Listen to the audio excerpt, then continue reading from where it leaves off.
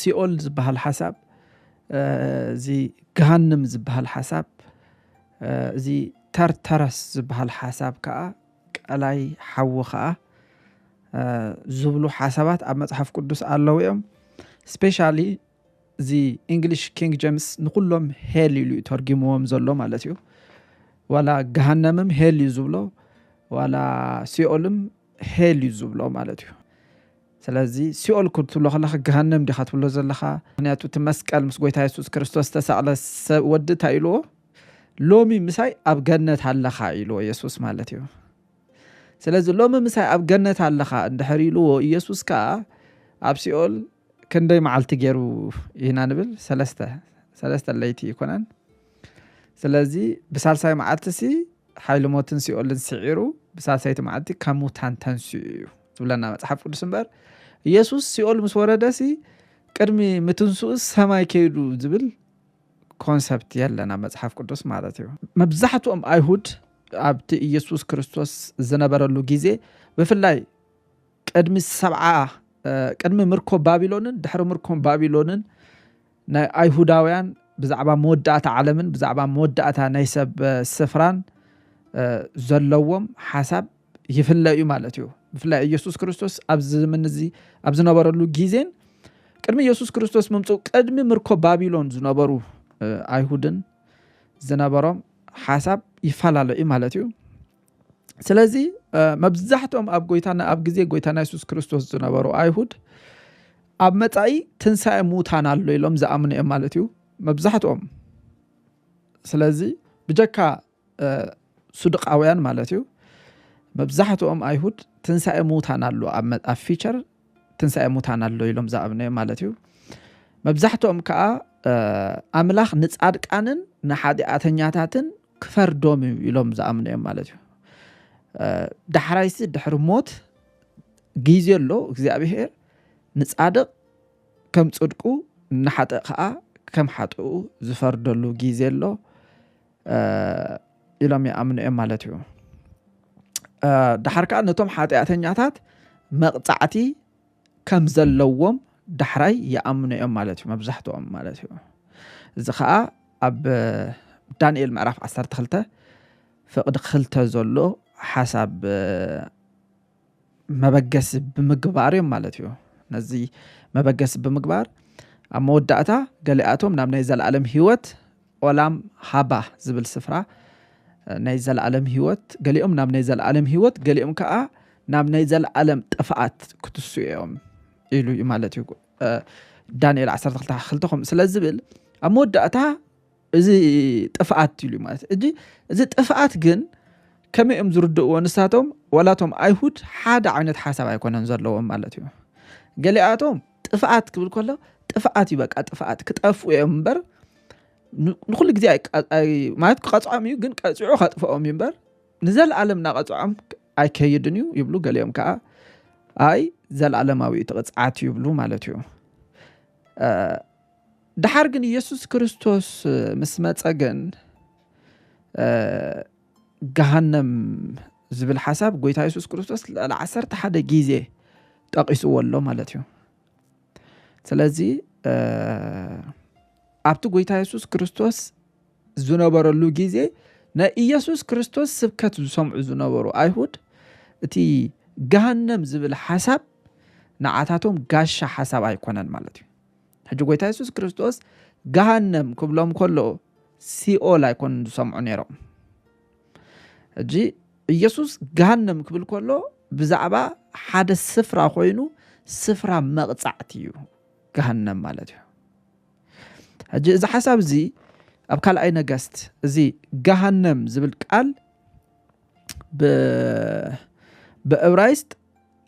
ጊሂኖም ዝብል ቃል እዩ ማለት እዩ ገሃነም ጊሂኖም ማለት ስንጭሮ ናይ ሂኖም ማለት እዩ ጊ ማለት ስንጭሮ ማለት እዩ ወይ ከዓ ለሰ ስንጭሮ ትፈልጦ ዲኹም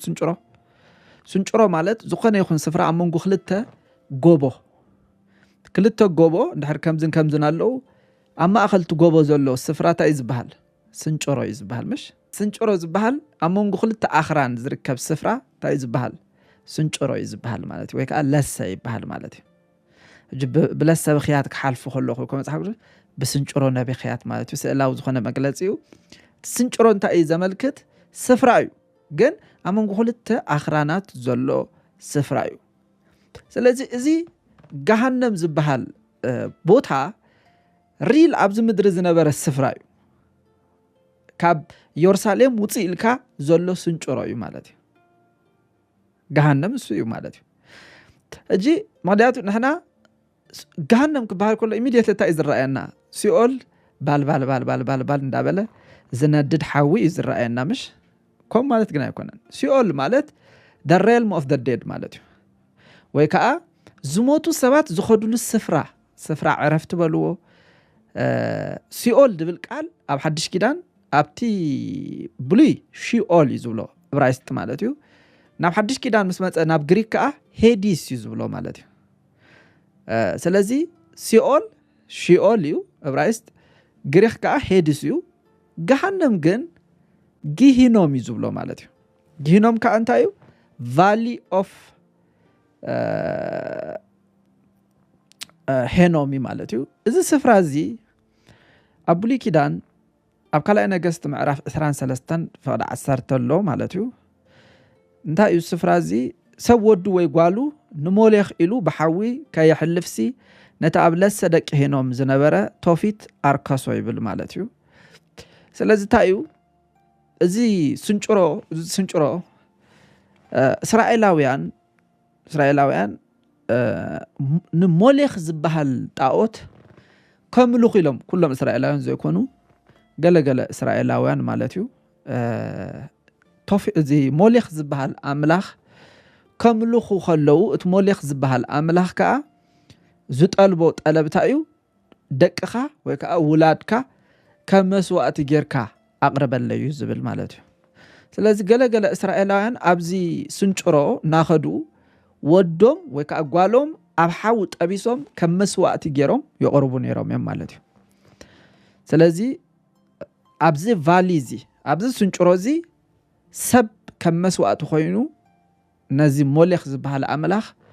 ዝቀረበሉ ስፍራ እዩ ማለት እዩ ስለዚ እዚ ስፍራ እዚ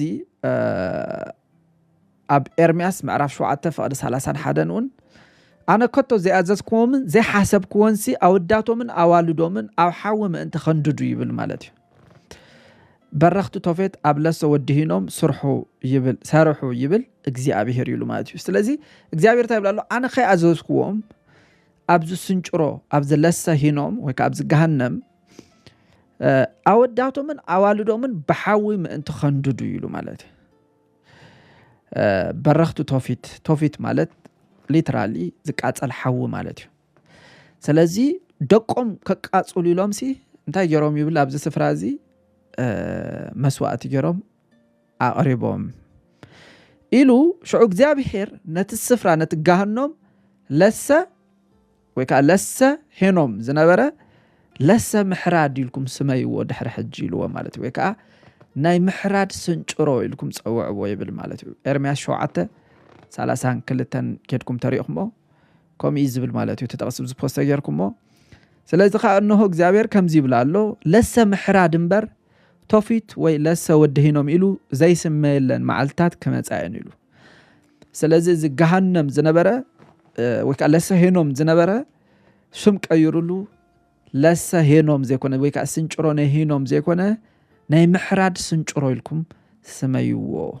ኢልዎም ማለት እዩ ምክንያቱ ኣብኡ ቆልዑ ታይገብሩ ስለ ዝነበሩ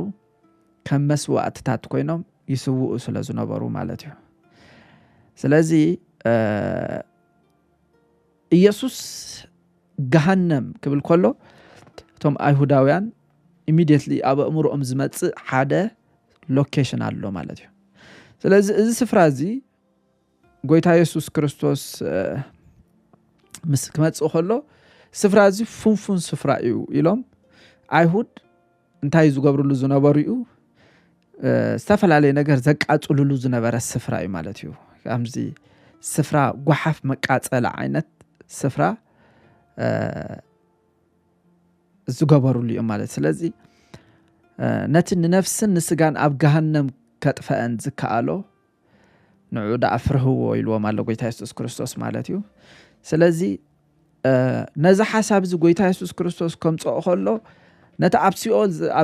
ሲኦል ምስከድና ዝረኸበና መቕጻዕቲ ተምሳሌያዊ መልእኽቲ ገይሩ ተጠቂሙሉ እዩ ዝብል ሓሳብ ኣሎ ማለት እዩ ስለዚ ገሃነምን ሲኦል እንታይ እተልና ሲኦል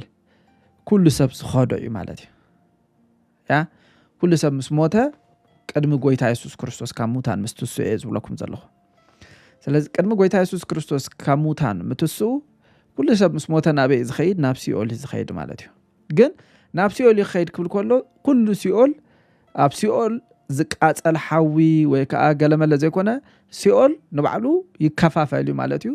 ናይ ቅጽዓት ወይ ከዓ እቶም ሓጢአተኛታት ሰባት ዝኸድሉ ስፍራ ኣሎ ኣብ ሲኦል ማለት እዩ እቶም ጻድቃናት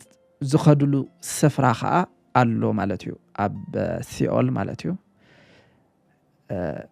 ቅድሚ ጎይታ ኢየሱስ ክርስቶስ ካብ ሙታን ምትስኡ ዝብለኩም ዘለኹ ማለት ቅድሚ ጎይታ ኢየሱስ ክርስቶስ ካብ ሙታን ምትስኡ ኩሎም ዝሞቱ ሰባት እንታይ እዮም ናብ እዮም ዝኸዱ ነይሮም ናብ ሲኦል እዮም ዝኸዱ ነይሮም ንዑ ዝኸውን ጠቕሲ ክንርኢና ማለት እዩ ነገር ግን ቅድሚ ናብኡ ምኻድና ሲኦል ኣብ ሲኦል ዝተፈላለየ ስፍራ ከም ዘሎ ከርእየኩም ሉቃስ ወንጌል ምዕራፍ 16 ጎይታ ኢየሱስ ክርስቶስ ብዛዕባ አልዓዛርን ሃብታም ሰብኣይን ዝሃቦ ምስሊ ኣሎ ቀይሕ ክዳንን ክቡር በፍታን ዝኽደን ኩሉ መዓልቲ ከዓ እናጋየፀ ዝሕጎስ ሃብታም ሰብኣይ ነበረ ይብሎም አልዓዛር ስሙ ድኻውን ብቁስሊ ተወሪሱ ኣብ ኣፍ ደጊኡ ወዲቑ ነበረ ካብቲ ኣብ ማኣዲ ሃብታም ዝወድቕ ርፍራፍ ከጸግብ ድማ ሓረር ይብል ነበረ ኣኽላባት እናመፁ ከዓ ቁስሉ ይልሕሱ ነበሩ ኮነ ድማ እቲ ድኻ ምስ ሞተ መላእኽቲ ናብ ሕቑፉ አብርሃም ወሰድዎ እቲ ሃብታሙን ሞተ ተቐብረውን ኣብ ሲኦል ኣብ ስቃይ ኮይኑ ስለዚ ኣብ ሲኦል ኣብ ስቃይ ኮይኑ ይብለና ማለት እዩ ኣዒንቱ ቋሕ ሓቢሉ ንአልዓዛር ኣብ ሕቑፉ ረኣየ ይብለና ሕጂ ክልቲኦም አልዓዛርን እዚ ሃብታም ሰብኣይን ኣብ ሲኦል እዮም ዘለዉ ማንያቱ ኣብ ሲኦል ከም ዘለዉ ተረጋግፁ ንምታይ ሓደ ክረኣዩ ይኽእሉ ነይሮም እዮም ማለት እዩ ካልኣይ ከዓ ክሰማምዑ ከዓ ይኽእሉ ነይሮም እዮም ማለት እዩ እንታይ ዳ ኣብ መንጎኦም ዝነበረ ፍልሊ ዳ እንታይ እዩ ተይልኩም ኣብ መንጎኦም ዓብ ጋፕ ነይሩ ጋፕ ኣሎ ኣብ መንጎኦም ጋፕ ኣሎ ፀድፋ ዓይነት ጋፕ እዩ ዝብሎ ማለት እዩ እቲኦም ኣብ ስፍራ ዕረፍቲ እዮም ዘለዉ ኢልዎም ማለት እዩ እንታይ ማለት እዩ እዞም ኣብ ብሉይ ኪዳን ዝነበሩ ሓሳብ ኣምላኽ ዝገብሩ ዝነበሩ ሰባት ክሞቱ ከለዉ ሲኦል እዮም ዝኸዱ ምክንያቱ ዋላ ያዕቆብሲ ምስ ሓዘነይ ናብ ሲኦል መውረድኩ ነይረ ኢሉ ማለት እዩ ያዕቆብ ብዛዕባ ዮሴፍ ክስታይ ይገብር ከሎ ናብ ሲኦል ሕጂ ብሉይ ኪዳን ብምሉእ ተሪእኹሞ መንፀፈይ ዋላ ኣብ ሲኦል ተገበርኩ ኣንስቲ ካብኡ ኣለኻ ብምሎም ዞም ናይ ብሉይ ኪዳን ሰባት ምስ ሞቱ ናብኢኹም ትኸዱ ተይኩሞም ናብ ሲኦል እዮም ዝብልኹም ምክንያቱ ሲኦል ማለት እንታይ እዩ ስፍራ ዕረፍቲ ማለት እዩ ወይ ከዓ ዝሞቱ ሰባት ወይ ከዓ ሲኦል እቲ ሲኦል ልቃል መቃብር እውን ይትርጎም እዩ ብኻልእ ኣዘራርባ መቃብርም ማለት እዩ ካብ መቃብር ሓሊፉ ግን መቃብር ስጋና ዝቕበረሉ እዩ መንፈስና ከዓ ዝኸደሉ እዞም ዝሞቱ መናፍስቲ ዝእከብሉ ስፍራ the realm of the spirit ማለት እዩ ሲኦል ማለት ስለዚ ሲኦል ከይዱ ክበሃል ኮላ ሓደ ሰብ በቃ ይቃጸላ ኣሎ ገለ ዝብል ሓሳብ አይሁድ ኮም ዓይነት ሓሳብ የብሎምን ማለት እዩ ሲኦል ማለት እውን ኮም ማለት አይኮነን ማለት እዩ ነገር ግን ናብ ሲኦል ምስከዱ ግን ኣብ ሲኦል ግን እንታይ ኣሎ ገነት ዝበሃል ፓራዳይዝ ወይ ከዓ the bosom of Abraham እንታይ ማለት እዩ እቶም ኣብ ብሉይ ኪዳን ዝነበሩ ቅዱሳት ሰባት ምስ ሞቱ ምስቶም ሓጢአተኛታት ሰባት ኣብ ሓደ ስፍራ ይኮኑ ዝኸዱ ነይሮም እቶም ቅዱሳት ሰባት ዝጸንሕሉ ስፍራ ነይሩ ስፍራ the bosom of Abraham ዝበሃል ማለት እዩ እቶም ሓጢአተኛታት ከዓ ምስ ሞቱ ከዓ ናበይ ናብቲ ዝሳቀይሉ ስፍራ ይኸዱ ነይሮም ስለዚ ኣብ ሲኦል ክንደይ ስፍራ ኣሎ ክልተ ስፍራ እዩ ዘሎ ማለት እዩ እቲ ሓደ ስፍራ ዕረፍቲ እዩ እቲ ሓደ ከዓ እቶም ሓጢአተኛታት ዝሳቀይሉ ስፍራ እዩ ግን ከንታይ ነይሩ ክረኣዩ ይኽእሉ ክሰማምዑ ከዓ ይኽእሉ እዮም ማለት እዩ ስለዚ እንታይ ኢልዎ ፀዊዑ ከዓ ኣቦይ አብርሃም ኣብዚ ባህላልታ እዚ ስቀለኹ እሞ መሓረኒ ኣንፊ ኣጻብዑ ኣብ ማይ ኣጥሚዑ ልሳነይ ከዝሕለለይ ንአልዓዛር ናብዚ ናተይ ስፍራ ስደደለይ በሎ ይብለና أبراهام قنا ودي نسخان بهوت كخلقة تدلخا خمس تقبلك الأزار دما خمو مكرهم تجا ذكر حج قنا نسو أبزي يتأنانا أوكي نسخا دما تسكة مسنا يز كله دما أتوم كابزين أبخاتكم كحلفو زدليو كابزين أبخاتكم كحلفو زدليو ما أنت خي كألو أو زلوا نابانا خي ساجروسي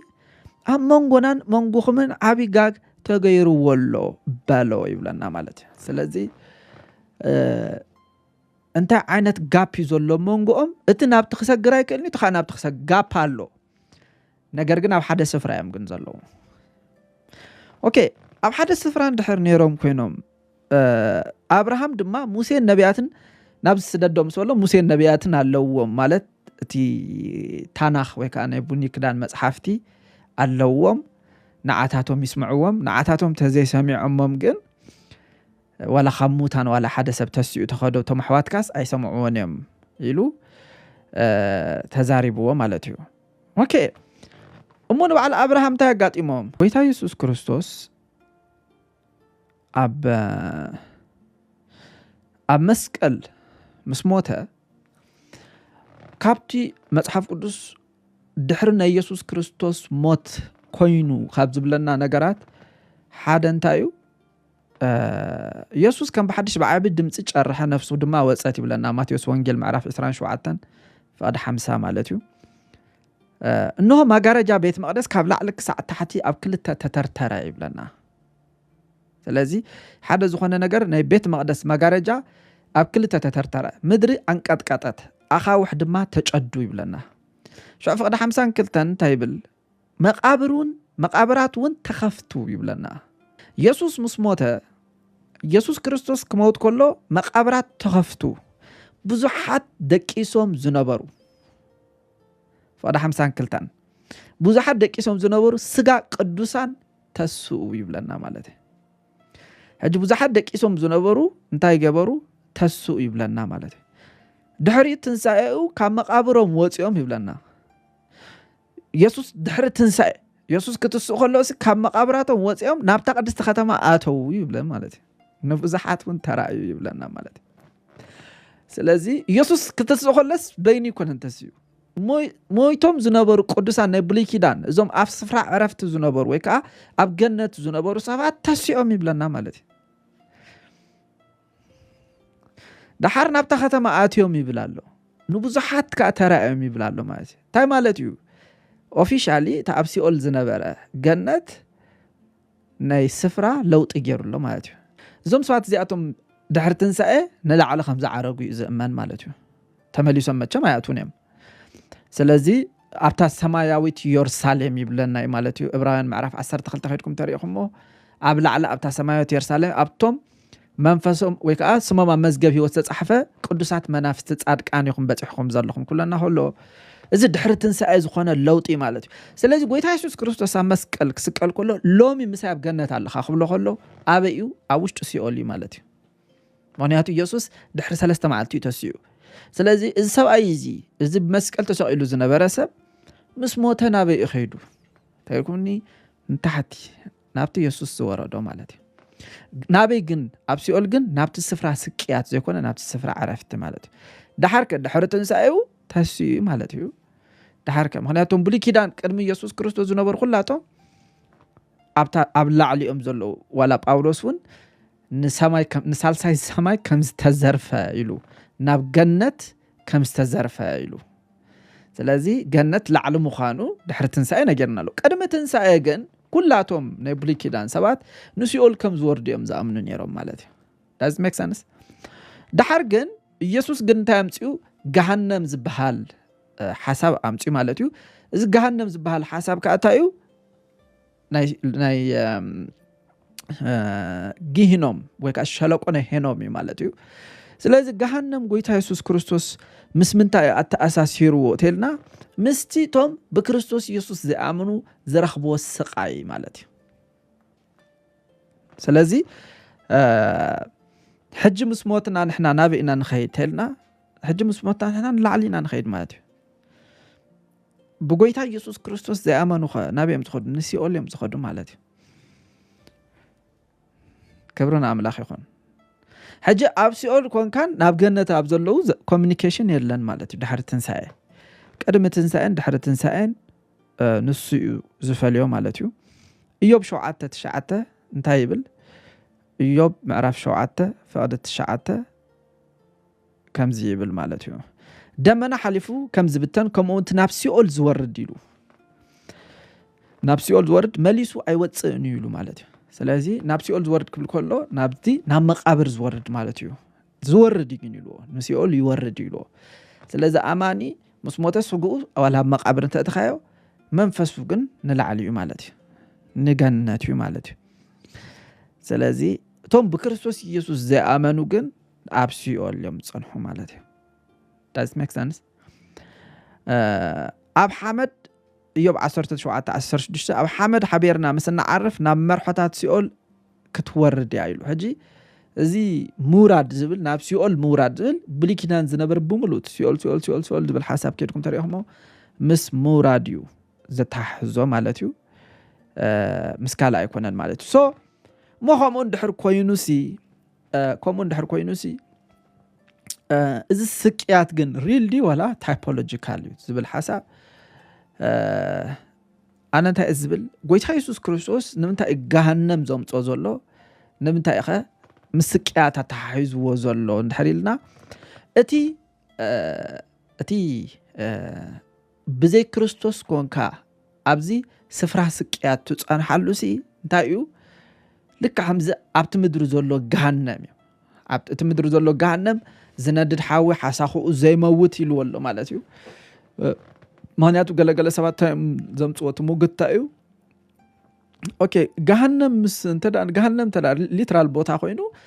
ገሃነም ካዚ ናይ ሂሎም ሸለቆ ከዓ ስጋ እዩ ዘቃጽል that's why ሓሳኻ ዝብል ማለት እዩ ሓሳኻ ዘይሞትሉ ኢሉ ማለት እዩ ምክንያቱ ጎሓፍ ኣሎ ሓሳኻታት ኣለዉ እቲ ሓሳኻ ገለ ዘታሓዝ ምስ ስጋ እዩ ማለት እዩ ስለዚ ሰብ ከዓ ምስ ሞተ ተዳ ስፒሪት ቢንግ እንተዳ ዝኸውን ኮይኑ ስግኡስ ኣብቲ መቃብር ተዳ ዝኸውን ኮይኑሲ ምስ ሞተስ በናይ ብመንፈሱ ዲዳ ሓሳኻ ዶ መንፈስ ይበልዕ እዩ ዝብል ሓሳብ እዩ ዝለዓል ማለት እዩ ስለዚ ጎይታ ኢየሱስ ክርስቶስ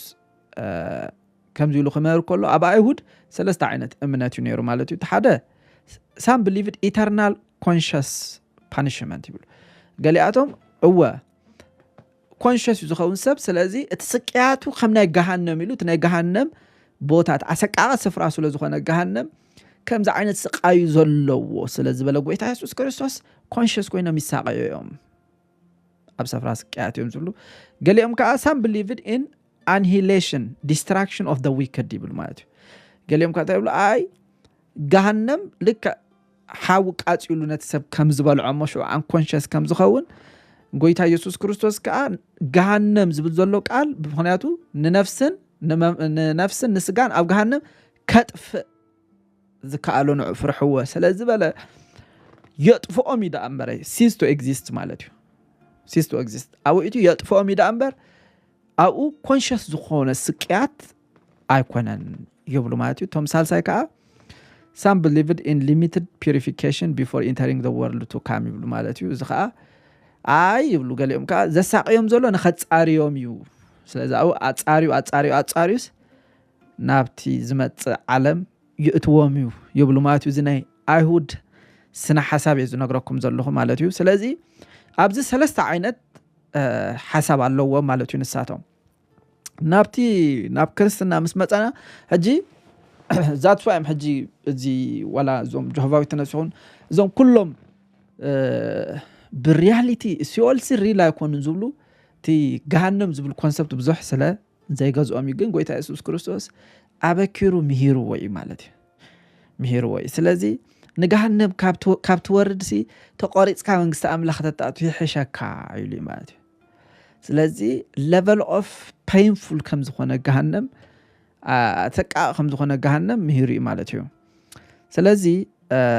ኦኬ ንሕና ዳ ኸመኢና ክንርድኦ ንኽእል ምክንያቱ ሕጂ ገሃነም ዝቃጸል ሓዊ ኣይኮነን ማለት እዩ ዝቃጸል ሓዊ ወይ ከዓ እዚ ዝነድድ ሓዊ ኢልዎ ዘሎ ንምንታይ መሲሉኩም ንኣብነት ኣብ ውሽጢ ገሃነም ተርተረስ ዝበሃል ቦታ ኣሎ ኣብ ውሽጢ ገሃነም ተርተረስ ዝበሃል ሶ ኸሪአኩምኦ كلا بطرس كلت 4 أملاخ جنا نتوم حتى أزجبرو ملأختي بلي مالتيو أقوى أب جهنم دربيو بموقع المات تأثيرهم نفرد خلو أحلفوا هابمبر خاب زين حافهم يبل مالتيو سلازي كلا بطرس كلت 4 كيدكم رايوا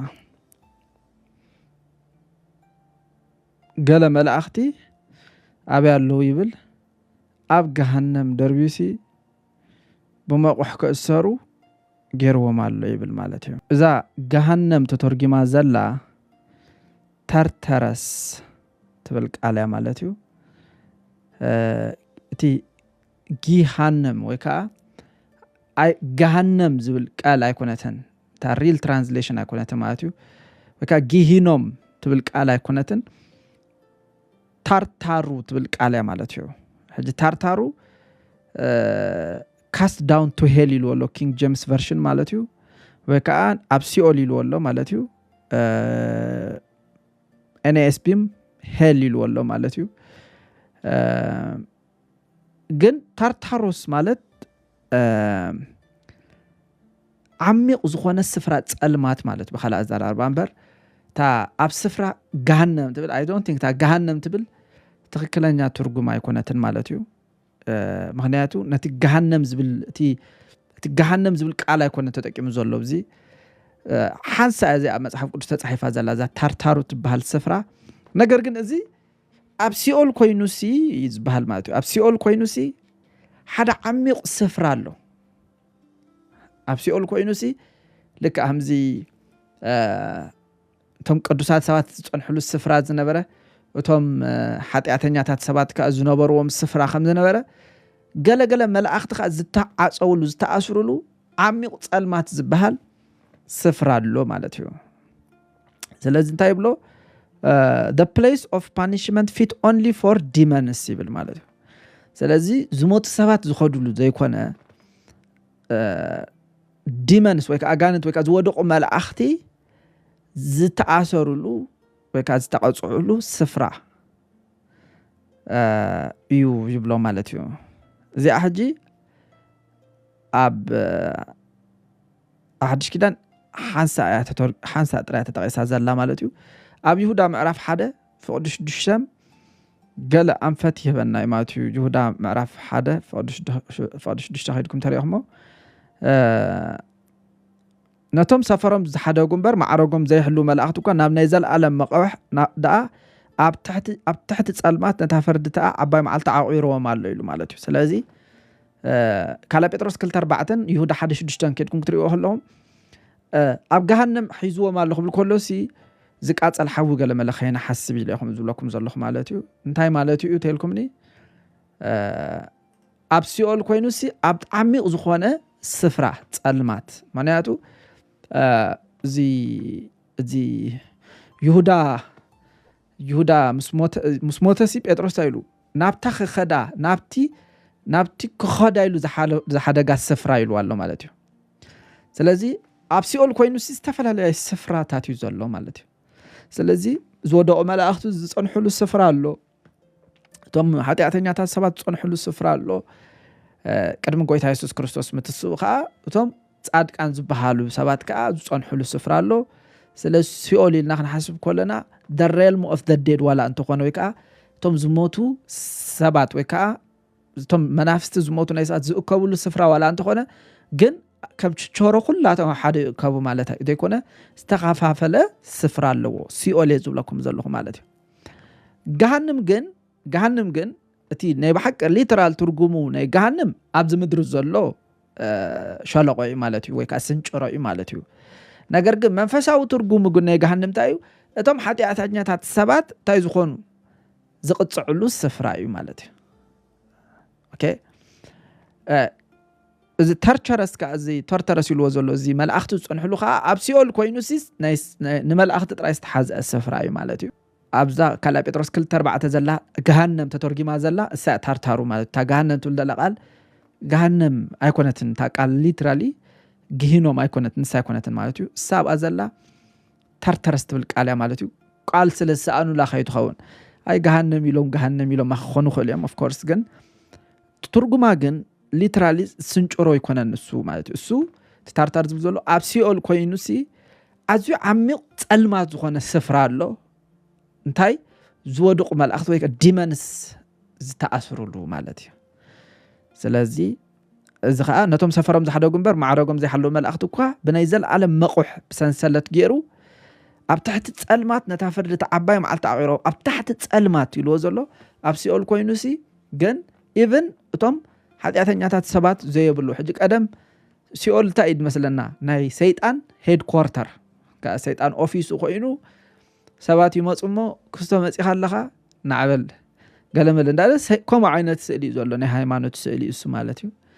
ሓደ ሓደ ግዜ እዚ ከምዚ ዓይነት ስእሊ ካብ እምሮና ቀልጢፉ ኣይሃስስኒ ማለት እዩ ስለዚ ሲኦል ክበሃል ከሎ ኢሚዲየትሊ ዝመፀና ንሱ እዩ ማለት ግን ኣብ ገሃነም ነፃ ኮይኑ ዝንቀሳቀስ ዋላ ዲመን የለን እቶም ዲመንስ ታዮም ተኣሲሮም እዮም ዘለዉ ማለት እዩ እሞ ኣብቲ ሰብ ዘይብሉ ስፍራ እዩ ማለት እዩ ፕሬዝ ጋድ ስለዚ እሱ ነፃ ኮይኑ ሄድኳርተር ንሰይጣን መእሰር ዝተዳለወ ስፍራ እዩ ንሰይጣንን ንመላእኽቱን ዝተዳለወ ከሎ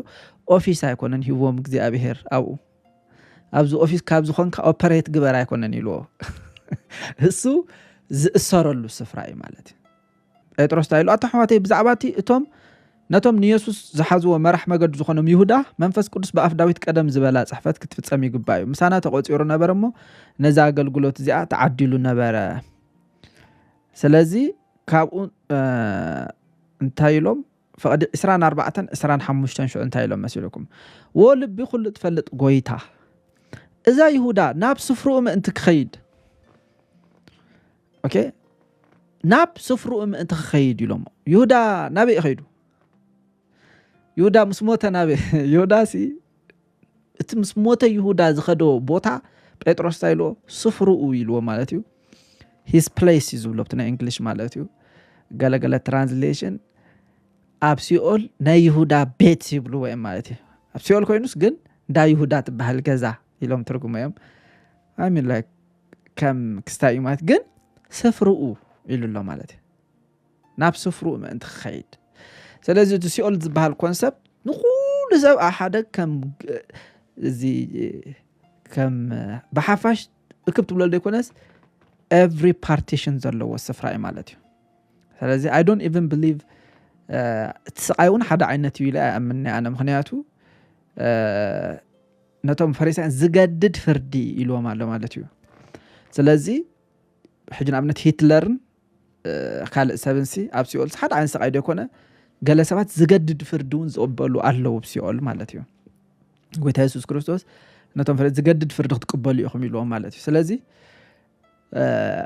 partition አሉ ወተሰራ ሰቀያት ከአቡ መጠን ካስተፋላለዩ ምኻኑ ቶም መላእኽቱም ዝወድቁ መላእኽት ከዓ ዝእሰሩሉ ዝተፈለየ ስፍራ እዚ ሲኦል ማለት እዩ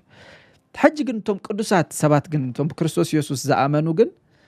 ድሕሪ ጎይታ ኢየሱስ ክርስቶስ ምስተሰአ ግን ዋላ አብርሃም ዋላ ገለመለ ዳዊት ገለ ኩሎም ንላዕለ ኸይዶም እዮም ማለት እዩ ገነት ሕጂ ኣብ ላዕሊ እዩ ማለት እዩ ኣብ ሲኦል ኣይኮነን ማለት ስለዚ መወዳእታ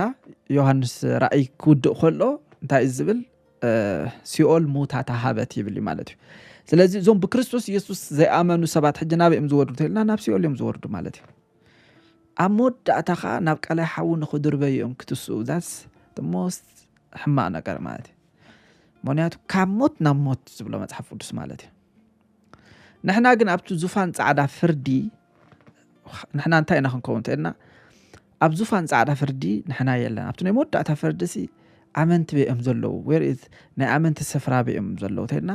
ልክ ኣመንቲ ክፍረዱ እዮም of course ግን ምስቶም ሓጢአተኛታት ገለ ኮይኖም ኣይኮኑ ክፍረዱ ማለት እዩ ተረዳም ኣኽሊል ክቅበሉ ወይ ከዓ ነቲ ኣብዚ ምድሪ ዘገልገልዎ ኣገልግሎት ክቅበሉ ኣብ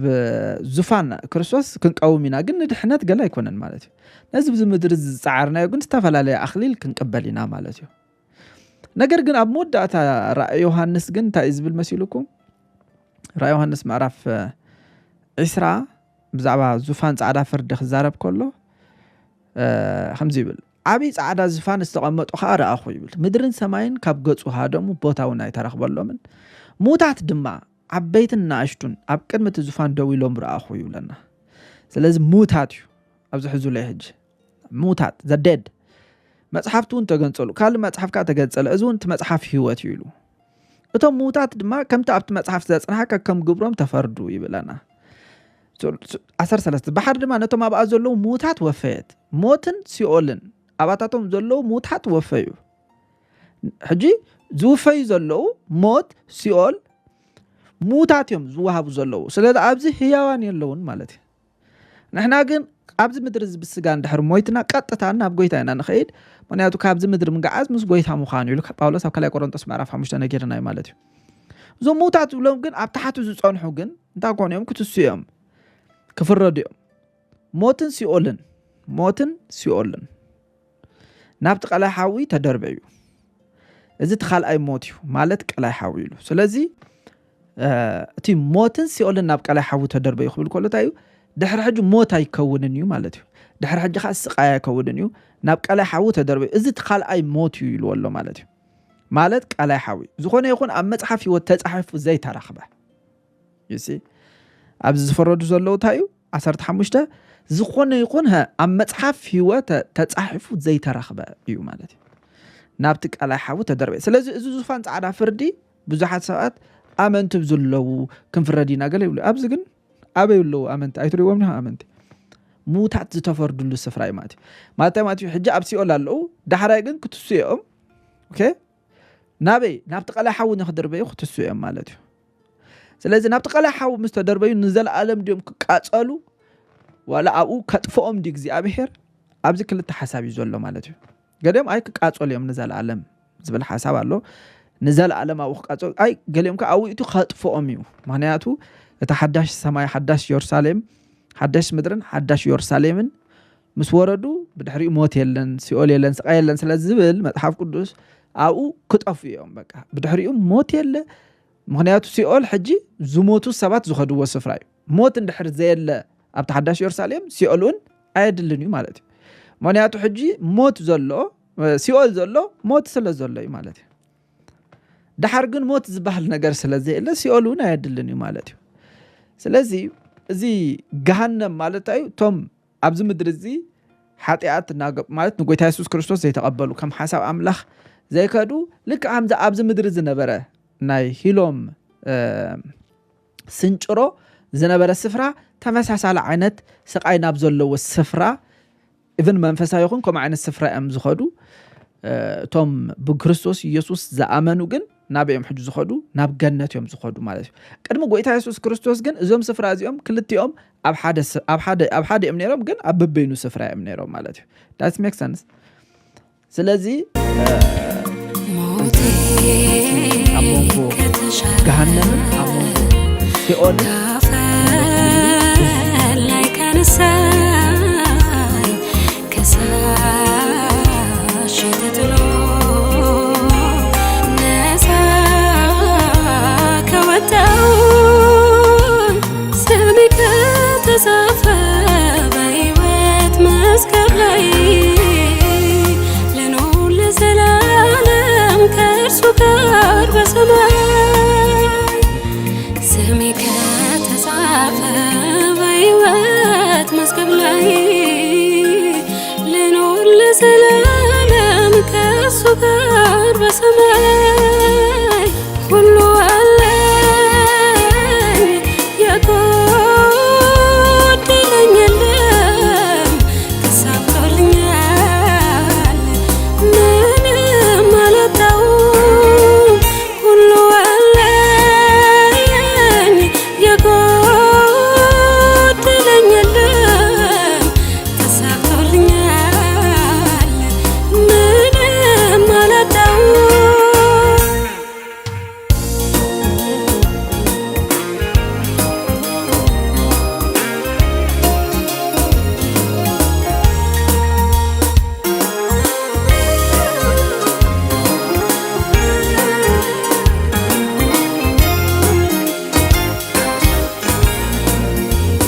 የመርገም ጨርቅ ነው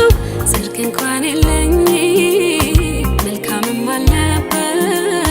ብቃትም የለኝ ግን ሞቴ ተሽሮ ፍርዴ ከቀረልኝ የምሰዋው ብዙ ምስጋና አለኝ አለኝ አለኝ ምስጋና አለኝ አለኝ አለኝ አለኝ ምስጋና አለኝ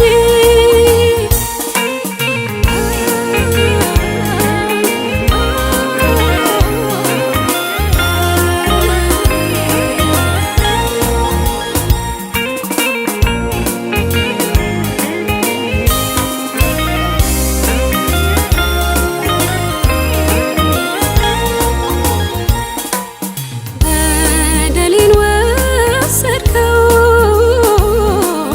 ተሸከምከው ለኔ በኔ ፈንታ ገባ ሁሉን ሆንክ ለኔ ስራዬን ሰራው በመስቀል ፈጸምከው አድራሻዬን በላይ በሰማይ ያርከው ስራዬን ሰራው በመስቀል ፈጸምከው አድራሻዬን በላይ በሰማይ ያርከው ሞቴ ከተሻረ ካፈር ላይ ካነሳኝ ከሳሽ ተጥሎ ነፃ ከወጣው ስሜ ከተጻፈ በሕይወት መዝገብ ላይ ልኖር ለዘላለም ከእርሱ ጋር በሰማይ